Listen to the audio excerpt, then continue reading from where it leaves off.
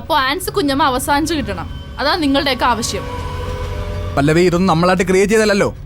അഴിഞ്ഞാടി നടന്ന അവളല്ലേ. അവക്ക് കിട്ടേണ്ടത് കിട്ടി, കിട്ടാനുള്ളത് ചോദിച്ച് വാങ്ങിക്കുകയും ചെയ്തു. നീ നിന്റെ ചിറ്റപ്പന്റെ കാര്യം ആലോചിക്കാത്തെന്താ? ഒരു ഭ്രാന്തനെ പോലെ തെക്ക് വടക്ക് നടന്നതല്ലേ. നിന്റെ ചിറ്റപ്പനെ പോലെ ഒരു പാവം മനുഷ്യനെ ഏതെങ്കിലും സ്ത്രീ പറ്റിക്കുവോ, ചതിക്കുവോ? പല്ലവി, നിനക്കറിയാത്ത കുറെ കാര്യങ്ങളുണ്ട്. രാവിലെ 2 കുട്ടികളെ സ്കൂളിലേക്ക് വിട്ടിട്ട് ഭർത്താവിന് കള്ളു കുടിക്കാനുള്ള കാശ് കയ്യിൽ വെച്ച് കൊടുത്തിട്ട് അവൾ ബാഗ് കൊടുത്ത് ഇറങ്ങും ഹിമ കളക്ഷൻസിലേക്കെന്ന് പറഞ്ഞു. അവൾ അവിടെ നിന്ന് എങ്ങോട്ടാ പോകുന്നതെന്ന് അറിയാമോ? നിന്റെ ചിറ്റപ്പനോട് എത്ര വട്ടം പറയണമെന്ന് വിചാരിച്ച ഞാൻ. പക്ഷെ അയാൾക്ക് നമ്മളെ വിശ്വാസമില്ല. നമ്മളെ തെറ്റിക്കാനായിട്ട് അയാൾ എന്തെല്ലാം നോക്കി. കല്യാണം മുടക്കാനായിട്ട് അവളും അയാളോട് ഇറങ്ങി തിരിച്ചല്ലേ.